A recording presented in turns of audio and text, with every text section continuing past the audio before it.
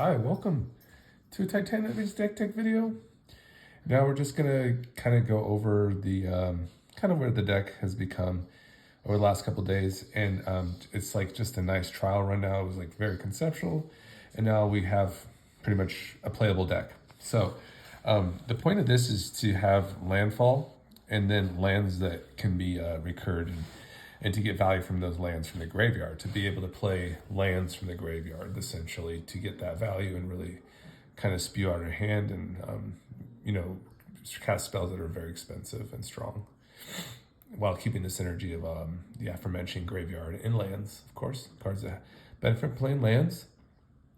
So I was just thinking, like, wow, Urza's Saga is so good. Like, play this on an earlier turn, get this thing into your graveyard and replay it later. It's just crazy. What a wild card this is. It's fantastic. It's like a value machine. It's like probably your best like one drop. I consider it like a one drop. Yeah, definitely. So if you can get this and something else going, you're really cooking, right? You can go fetch up like a Soul Ring or a Paradise Mantle, something, one of our one drops that maybe you want to sacrifice for fodder. Just fantastic. Additionally, like these other fetch lands, of course, the Wooded Foothills is just great. Those lands will come in untapped when we fetch those lands. Forest or Mountains. Fatal Passage is this really solid one too, where if we have 4 more lands, we get that land to come in untapped. And just getting these back in our graveyard, being able to play them over again, getting that, basically you're playing the land and then going into your library to play out another land. It's just, the redundancy just makes these lands have so much more value. So it's really a cool concept. Very powerful, of course. So those are some of the lands right there. All in all, I think I have 44 lands. So it's a little bit on the lower side for landfall. Maybe it could get like 2 more. So we'll see how it goes. But mostly, we're going to be getting a lot of value from the graveyard. So that's kind of like the benefit of this is to try to get into that graveyard. So yeah, this is just kind of a look.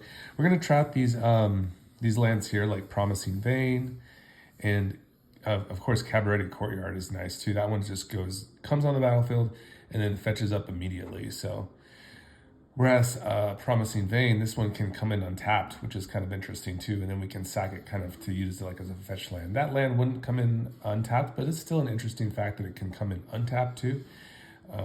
Obviously other fetch lands would be doing well other than the Promising Vein, but we could give it a shot. Like, this is, we're just making an interesting deck and seeing how it goes, But really, we could definitely probably get another the broker's land here, which it just comes down. You get to fetch a mountain or a forest and then put it onto the battlefield tapped. These ones are just wild. They're just really good. So yeah, we'll be looking for that. But I just want to kind of give you an idea of the deck, how it is. Of course, we have just our like dual lands here. Stomping Ground is very good. Spire of Industry, of course, is very good. Then we have our beautiful full art lands from the Lost Caverns of Exelon. We did the video just kind of show, oh god, they have power. They feel the power in these landfall lands. They just look really good. Here's another couple dual lands here. It's fine. There's our forests, very nice. Evolving Wilds, so, yep. And the forest again.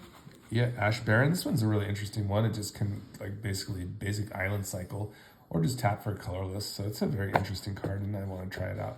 I always like kind of notice that like I'll be playing this and I'll have like a way to play lands out of my graveyard in early sequencing, and like something like this would have just been so nice. So I can just play it into my graveyard, get another basic, just get ahead on a land basically for one. Seems pretty good. Boseiju Who Endures. Nice. These are the channel lands. They're so good. Then the Shadow Skull Smashing, definitely use that for my benefit a couple times. Turn Timber, not so as much, but still interesting to get a creature off of it. Balagan Recovery to get into our graveyard too. Get a card from our graveyard, put it back in our hand.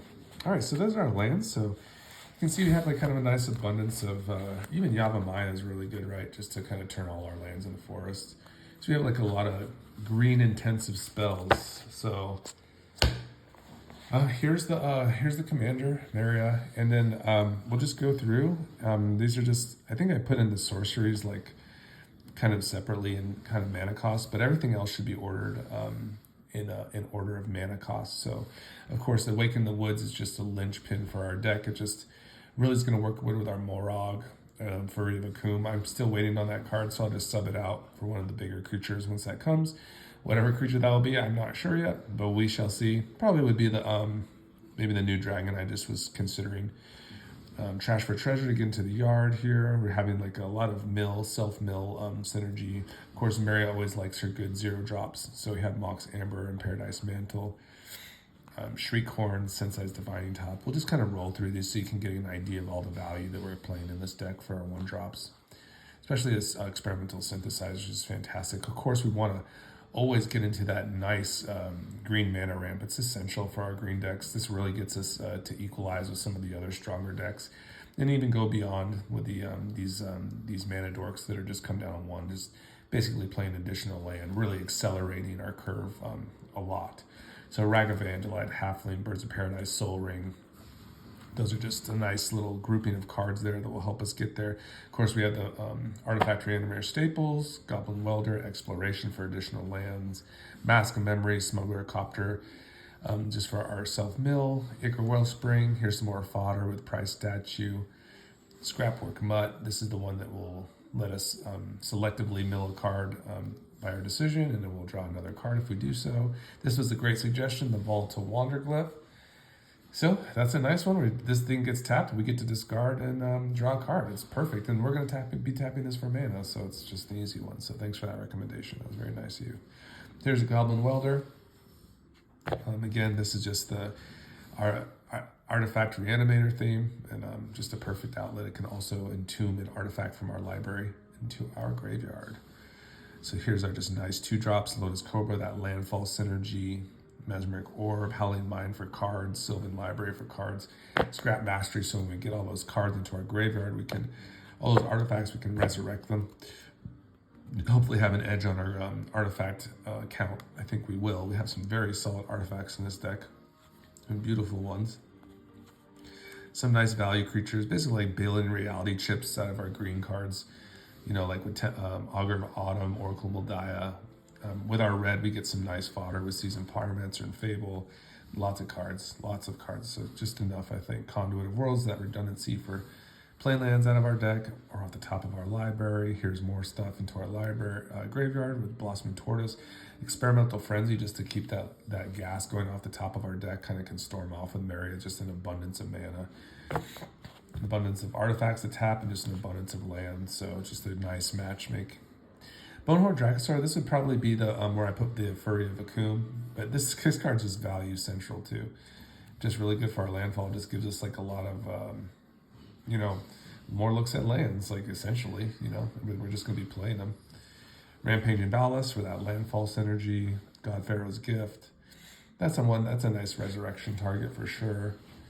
Doors of Durin, also nice, good for just these huge monsters that we have. Just hopefully scry into one of them and let them swing in and get the benefits. Wormcoil Engine, fantastic. Here's our nice elemental here.